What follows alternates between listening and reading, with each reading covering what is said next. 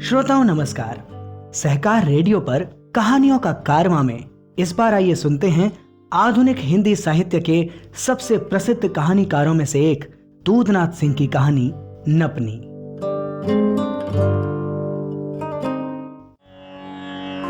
One's place in the world.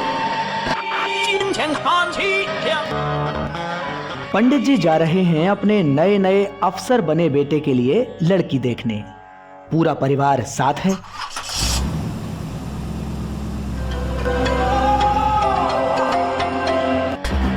Transistor बंद करो। ये सब रद्द फद्द सुनने की क्या जरूरत है? लोग क्या कह रहे हैं, कौन क्या कह रहा है, कौन क्या बक रहा है, इससे हमें क्या मतलब? बेफालतू। वैसे मैं गाना सुनने जा रहा था। गाना फाना खाने को दे देगा? उन्होंने पीछे मुड़कर देखा। उनकी पत्नी, बेटी और बड़े बेटे के 2 बच्चे। बच्चों ने बाबा को घूरते देखा तो वे सिटपिटा गए। और वो नपनी कहाँ है? नपनी और अधिकारी जी और चपरासी पीछे वाली कार में है। ये भागलपुर कितने मील है? यही कोई 20-22 मील होगा। पिताजी ने जेब से एक मैला कुचैला पर्स निकाला, खोल कर देखा और 10-10 रुपए के नोट गिने। गुंडा टैक्स कितनी जगह देना पड़ेगा? अब जहाँ जहाँ ईंट पत्थर और बांस बल्ली का अनार लगा होगा मालिक, वही वही देना पड़ेगा। और कितना कितना? अब जितना बड़ा गुंडा उतना ज्यादा टैक्स देना पड़ेगा। मतलब कोई हिसाब नहीं, लेकिन हमें तो हिसाब रखना पड़ेगा। लड़की के पिता से वसूलना होगा। हम क्यों भुगते हैं? अब वो तो सही कह रहे हैं साहब। और बाकी सब कैसे होगा? सब याद है ना? जी पिताजी। तुम अब एक अफसर हो, तुम्हारी पोजीशन है, तुम्हारा अब एक मोल है। जब तक झक मारते रहे और उन हरामजादे परीक्षकों और मेंबरों की दया पर रहे, तब तक बात और थी, अब और है। और इस समाज से बदला लेने का यही समय है। ये नहीं कि लड़की देखते ही लट्टू हो जाओ और लार टपकाने लगो। तुम्हारी आदतें पहले भी अच्छी नहीं थीं, लेकिन अब तुम एक अफसर हो और मैं किसी भपके में नहीं आने का। ये सब बड़े चीटर कॉक होते हैं। फूंक फूंक कर कदम रखना और ही मत करने लगना। और कोई पॉलिटिकल बहस नहीं। ये पॉलिटिक्स का खेल मैं खूब समझता हूँ। सब अपना घर भरे बैठे हैं और दूसरों को राम राज्य का उपदेश देते हैं। अपना अपना गाल चमकाना दुनिया की रस्म है। अभी तुम नहीं जानते, जब सीजोगे तो जानोगे। अभी तुम्हारी चमड़ी पतली है, चर पर आएगी।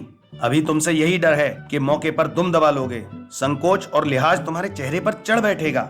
और लड़की का बाप एक छोटा मोटा नेता है, कम्युनिस्ट पार्टी का MLA है, तो दूर की हाकेगा जरूर, सादगी दिखाएगा, अति विनम्र बनेगा, हमें बातों में फंसाएगा।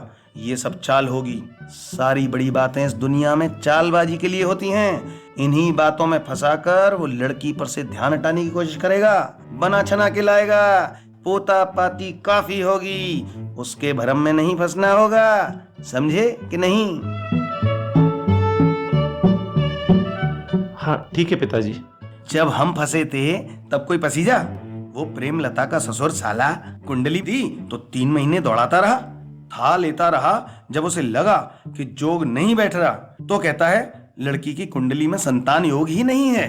और जब उसके मुंह पर कड़क नोट मारा मैंने, जब उसके भगंदर में 5 लाख ठोंसा तो संतान योग हो गया। अब कहां से प्रेमलता 4-4 संतानों की जन्मदात्री हो गई? मर मर के कमाया था मैंने, 2-2 रुपए तक पकड़ता था। सारा फंड निकल गया, खुक हो गया मैं। तो अब मेरे को भी भगंदर है, मैं भी बदला लूंगा। तुम समाज हो तो जैसा मेरे साथ सुलूक करते हो वैसा मैं भी करूंगा। सठे साठ्यम या जो भी कहते हैं। अरे अभी गुंडे लोग नहीं आए? आएंगे साहब, आगे आएंगे।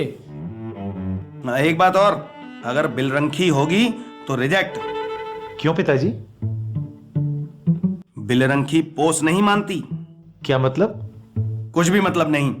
अरे अब चुप भी रहो। और रंग भी गौर से देखना होगा। तो तुम भी तो होंगे। अरे भाई, उसमें बड़ा छल प्रपंच होता है। सुना है कि ऐसे ऐसे नाऊ हैं कि ऐसा पोत पात देंगे कि आपको असली कलर का पता नहीं चलेगा। क्या पिताजी कुछ भी कह रहे हैं? और क्या सही कह रहे हैं। अच्छा बुचिया, ये बताओ, तुम तो पहचान लोगी। हाँ पिताजी, क्यों नहीं। और दुल्हन की लंबाई कितनी है बायोडाटा में? 5 फीट 6 इंच। और नपनी कितनी है? 5 फीट 3 इंच। तो अंदाजा रखना होगा कि जब नपनी के बराबर खड़ी हो तो दुल्हन 3 इंच ऊपर लगे। और एक आध खाना कम हुई तो साहब। कम कैसे हो जाएगी? हाँ साहब, पहले ही देखभाल लेना ठीक होता है। और कोई बकझक नहीं। वो उत्तर प्रदेश में क्या हो रहा है हमें क्या मतलब? हम घरबारी लोग हैं, किसी तरह जान बचाकर जिंदा हैं। हमें पॉलिटिक्स की डिमक डिमक पर कमर नहीं मचकानी। सड़क पर पेड़ की एक लंबी हरी डाल आड़ा तिरछा करके रखी थी और 4 लोग गाड़ी रोकने के लिए हाथों से इशारा कर रहे थे। पिताजी ने फट से पर्स निकाला, उसमें से 10 रुपए का एक नोट अलग मुट्ठी में और कुछ 10-10 रुपए के और नोट दूसरी जेब में, फिर पर्स अंदर चोरी का जेब में। और जगह देना पड़ेगा तो बार बार पर्स निकालना ठीक नहीं रहेगा। कहीं पर्सवाई झपट लिए सारे तब। दोनों गाड़ियां आगे पीछे खड़ी हो गईं। पिताजी फाटक खोलकर बाहर निकले।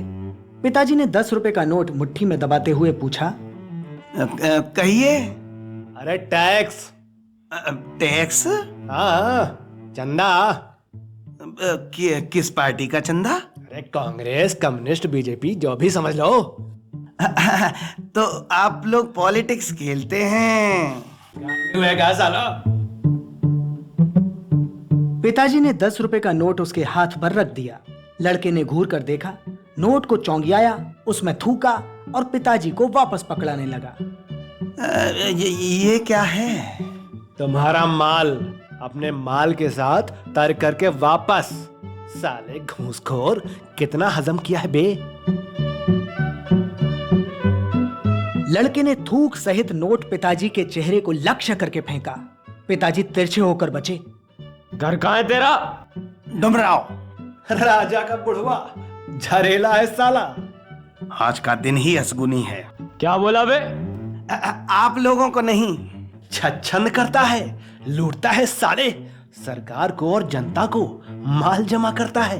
2-2 ठो गाड़ी लेकर चलेगा और फिलॉसफी झाड़ेगा। ये हरी डाल देखता है, नीचे से डालकर ब्रह्मांड से निकाल देंगे। नहीं भैया, मैं तो आप लोगों को देखकर खुश हुआ। अच्छा, खुश हुए?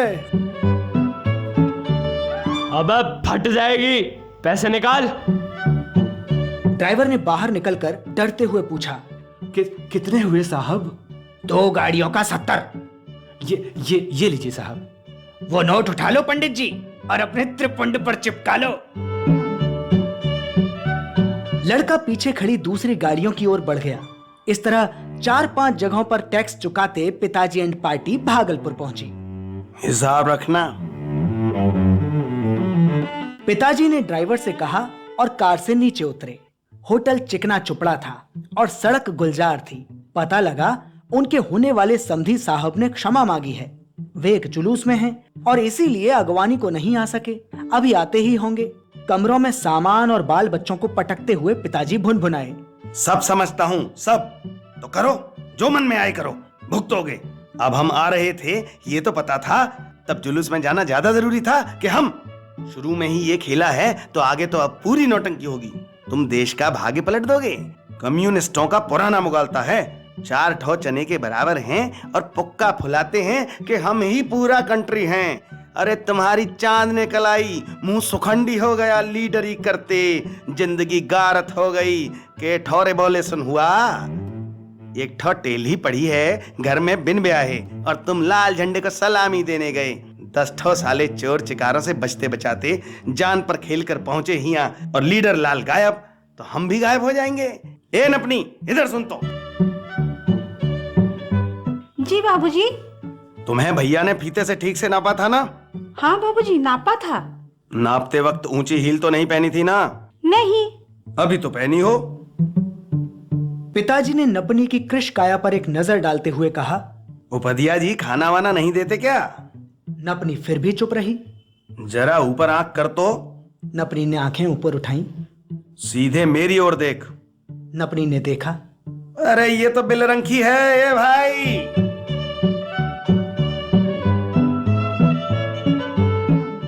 अरे ओके हैरान करे से फायदा? हैरान? और का?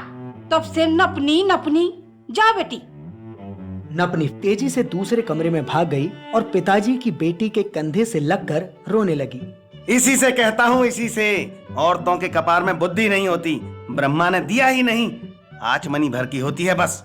एक तो बिलरंग की, ऊपर से रोएगी, इसीलिए लुटते आए रास्ते भर। तो उपाध्याय जी ने लड़की को भेजा, दूसरे रास्ते भर ए नपनी जिसको देखो वही। पत्नी उठकर वॉश बेसिन की ओर चली गई। थोड़ी देर में दीक्षित जी अपने अमले फैले के साथ पधारे। ये शब्द बालकनी से झांकते हुए पिताजी का था। दीक्षित जी ने साथियों को नीचे से विदा किया और लिफ्ट से ऊपर आए। उन्होंने पिताजी को हाथ जोड़े। पिताजी ने जवाब में हल्का सा सिर हिलाया। माफी चाहता हूँ पंडित जी, दरअसल एक जुलूस में था। आज ही जरूरी था। अब क्या है ना कि आज ही का मसला था तो आज ही प्रोटेस्ट होना चाहिए। प्रोटेस्ट? अच्छा ये बताइए, आप लोग ठीक से पहुंच तो गए थे ना? ठीक से? अरे ये कहिए जान बच गई। ओह, तो वो तो ड्राइवर को मालूम था। यानी आप जानते हैं और नेता हैं। अब साथी क्या करें, गरीबी, बेरोजगारी और अनिश्चित भविष्य जो है, ऐसे बहुत सारे कारण होते हैं। साथी कौन? वो क्या है ना कि वो आदतन ऐसा हो जाता है। मुझे पंडित जी कहना चाहिए था। अब क्या करूं, 15 साल की उम्र से पार्टी में जो हूं, संस्कार बन गया है। क्या होगा ऐसी पार्टी में रहकर? क्या होगा मतलब? क्या होगा माने क्या होगा? मुझे लगता है हमारे विचार मेल नहीं खाते। विचारों के नाम पर कुछ लोग जिंदगी भर गुमराह रहते हैं दीक्षित जी। और विचारों के बिना भी? दोनों ही चोर हैं। दीक्षित जी हंसे, क्योंकि वे केवल हंस ही सकते थे, लेकिन पिताजी भी हंसे। सुना है आपकी तरफ दुल्हों की चोरी बहुत होती है। चोरी? कुछ समझा नहीं। मतलब अगर कोई लड़का अफसर हुआ तो उसकी जान खतरे में है। सुना है लिस्ट लिए रहते हैं, टोह में रहते हैं, और ये रणवीर सेना वाले उनकी मदद भी करते हैं। जैसी पोस्ट वैसा मेहनताना। कलेक्टर हो तो 5 लाख। सुनते हैं ये तो उठाने का, और माँ बाप ऐतराज करें तो मार दो। और ये भी तो हो सकता है कि किसी लूली लंगड़ी से ब्याह दें तो हो चुकी सुहागरात। मुझे लगता है आप बहुत सीधे हैं पंडित जी। वो तो मैं हूं ही। मैंने इसीलिए बात उठाई कि हम लोग निशाने पर तो नहीं हैं। अगर आपको इस तरह का उलझुल संदेह था तो मुझे बुला लेते। मेरा भी बेटा अफसर है। वो तो हमारे पाहुन है पंडित जी। हाँ, और ये लंका पर टांग दिए है ना, इसी से शक हुआ। उतर के भागेंगे भी कहाँ। सही कह रहे हैं। अच्छा चलता हूँ पंडित जी, और लड़की और पत्नी को भेज देता हूँ। वैसे तो घर पर ही ठीक रहता, लेकिन जब आप होटल में ही चाहते थे तो। अच्छा, मेरी एक मीटिंग है, आगे सब आपकी दया पर है। आपकी कोई जरूरत भी नहीं। आप रहेंगे तो बेटी शर्म आएगी। जाइए। दीक्षित जी ने विदा ली। करीब घंटे भर बाद दीक्षित जी की पत्नी अपनी बेटी और उसकी सहेली के साथ आई। पिताजी की पत्नी ने डरते डरते शक की नजर डालते हुए उनका स्वागत किया। दुल्हन ने प्रणाम किया तो पिताजी ने छी छी भाव से जैसे कहा, ठीक है ठीक है। लड़की एक कुर्सी पर स्थापित कर दी गई। उसकी सहेली उसके पीछे कुर्सी पकड़कर खड़ी हो गई। दोनों महिलाएं एक सोफे पर, अफसर वर और उसकी बहन और दोनों छोटे बच्चे एक लंबे सोफे पर दुल्हन के आमने सामने। दोनों बच्चे दुल्हन को टुकुर टुकुर। पिताजी का ध्यान सबसे पहले दुल्हन के पैरों यानी उसके सैंडल पर गया। उनका सिर षड्यंत्र को सूंघता हुआ हिला और उन्होंने बारी बारी से अपने पुत्र और पत्नी को देखा और इशारा किया। इस बार कितने में तय हुआ है? 6 लाख, एक गाड़ी और ब्याह का सारा खर्चा वर्चा। कॉमरेड है, देगा कहाँ से? कामरेड है तो भक्कर में जाए। तय करने के पहले सोचते। ये काम उसका था, और जो ट्रेड यूनियन का चंदा वसूलता है वो। कम्युनिस्ट लोग ऐसे नहीं होते। तुम साले गधे हो। खच्चर से ही तो गधे की दोस्ती होगी।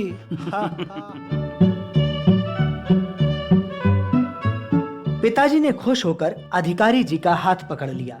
मुंह फाड़कर हंसने का अवसर नहीं था। बेटा दुल्हन का साक्षात्कार ले रहा था और वो लजा रही थी। जब भी वो शर्मा कर चुप होती और सिर नीचा कर लेती तो अफसर जी थोड़ा चटकारे के साथ मेहरा कर बोलते, हिरे जरा सीधे ताकिए ना। इस पर लड़की और शर्मा जाती। तब पीछे खड़ी उसकी सहेली उसके कंधों को छूकर बार बार दिलासा देती। लेकिन पिताजी अधिकारी जी के साथ बैठे हुए एक आंख और एक कान से ये भी ताड़ रहे थे कि उनका बेटा कहीं लस तो नहीं रहा है। फिर एकाएक अपनी पत्नी की ओर देखकर उनसे पूछा, नपनी कहाँ है? उसका नाम क्या है? पिताजी को पहली बार ध्यान आया कि उसका कोई और नाम भी होगा। पारमिता है उसका नाम। उपधिया ससुर, घर में भूजी भांग नहीं और नाम रखा है पारमिता। है कहाँ वो? उस कमरे में है। पारमिता सिर नीचा किए कमरे में आई, जैसे उसी को दिखाया जा रहा हो। दुल्हन की माँ पिताजी को लगभग घूर कर देख रही थीं, किस तरह नपनी का नाम जानने के बाद उन्होंने उसके बाप के लिए अपमानजनक शब्दों का व्यवहार किया। पिताजी ने अपनी होने वाली समधिन की टेढ़ी आंख भी भांप ली थी। पिताजी ने समधिन की ओर मुखातिब होते हुए कहा, ऐसे जानिए कि नपनी बोलने की हमें कैसे आदत पड़ी। इसके पिताजी जो है ना, तो एक शेर उसना चावल का भात सुबह सुबह खाते हैं। तो जब ये लड़की छोटी थी तभी से थैली में से अंजुरी अंजुरी चावल निकालती थी। इसकी अम्मा को इसकी अंजुरी से ही अंदाजा हो गया था। 8 अंजुरी। तो उपधिया जी कहते थे, ये मेरी नपनी है, मेरे भोजन का चावल नापती है, और कोई नापता है तो गड़बड़ जाता है। तो हमको भी इसीलिए नपनी नपनी बुलाने की आदत पड़ गई। नपनी ने क्रोध से आग बबूला होते हुए पिताजी को देखा। उनकी पत्नी भी कथन की इस शैली और पिताजी की कल्पना शक्ति यानी झूठ बोलने की अनायास क्षमता पर हैरान रह गई। अधिकारी जी को लगा कि उनका दोस्त तो किसी को भी पता सकता है। होने वाली बहू से बेटे को ज्यादा करीबी दिखाते हुए देखकर उसे बोले, बंद करो बेटे, आवाज सुन तो ली, और क्या इंटरव्यू लेना है, और हटो वहां से। अफसर बेटा उठा और दूसरी ओर जाकर एक सोफे पर बैठ गया। पिताजी ने दुल्हन से कहा, बेटी अपनी सैंडल उतार दो तो। लड़की ने कुछ यों देखा जैसे समझी न हो। इस पर अफसर बेटे या पति होने को आतुर नौजवान ने लड़की को इशारों में समझाया। लड़की का सांवला चेहरा तांबई हो गया। वो लगभग कांपती हुई सैंडल उतारने लगी और तभी पिताजी ने दुल्हन के पीछे खड़ी उसकी सहेली को सख्त लहजे में इशारा किया और कहा, तुम कुर्सी के पीछे से हटो तो। क्यों भाई? देख नहीं रहे हो, बैकग्राउंड में एक करिया भुजंग खड़ा कर दिया है, जिससे नेताजी की लड़की कुछ कम काली लगे। षड्यंत्र समझता हूँ मैं। दुल्हन की सहेली पीछे से हटकर दीक्षित जी की पत्नी के बगल में बैठ गई। फिर पिताजी ने दुल्हन से कहा, खड़ी हो जा बिटिया, और नपनी तुम बगल में जाओ तो, एकदम बराबर से खड़ी होना तो। नपनी जाकर दुल्हन के बगल में खड़ी हो गई। पिताजी किसी बढ़ई की तरह जैसे सूत से सूत मिला रहे थे। सबने देखा। पिताजी ने अपनी पत्नी, पुत्री और अधिकारी जी को। अधिकारी जी भी मापने वाली नजरों से देखते रहे। पिताजी ने अधिकारी जी के कान में कहा, झूठा नपनी के बराबर है। पारमिता बेटी, वाश बेसिन पर बिटिया को ले जाओ और मुंह धो दो। अब क्या करोगे? धोखा। अरे धोखा तो है, लेकिन मना कैसे करोगे? कर देंगे। वो कैसे? कई बार जैसे करे हैं। अधिकारी जी थोड़ा चिढ़ से अपने दोस्त को देखने लगे। कह देंगे आपकी बेटी की कुंडली में संतान योग ही नहीं है। अधिकारी जी ने पिताजी को भयग्रस्त नजरों से देखा। पिताजी ने अधिकारी जी के कंधों पर एक धौल जमाया। पारमिता यानी नपनी ने दुल्हन का हाथ पकड़ा और उसे बाथरूम की ओर वॉश बेसिन पर ले गई। लड़की ने मुंह पर छींटे मारते हुए कहा, मैं धो लूंगी।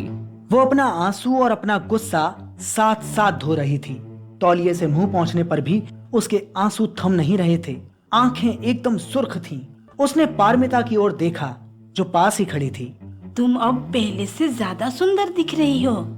लड़की आंसुओं में मुस्कुराई, फिर सकपका गई। उसने देखा पारमिता भी रो रही थी। तुम क्यों रो रही हो? तुम इस आदमी के मुंह पर एक तमाचा जड़ नहीं सकती? क्या सच? पारमिता ने सिर हिलाया जैसे वही दुल्हन हो। लड़की फिर शीशे के सामने चली गई। उसने अपने जूड़े से पिन निकाले और बाल बिखरा दिए। दुपट्टे को लापरवाही से कंधे पर इधर उधर फेंका। बाथरूम से बाहर आई। सभी लोग उसे हैरान परेशान देखते रहे। पारमिता एक कोने में दुबक गई। लड़की की मां उठकर खड़ी हो गई। You are an idiot! पिताजी के गाल पर एक जोर का तमाचा जड़कर लड़की धड़धड़ाती हुई सीढ़ियां उतर गई। पिताजी ने लौटते हुए कार में अधिकारी जी से कहा, बिलरंखी थी। शायद।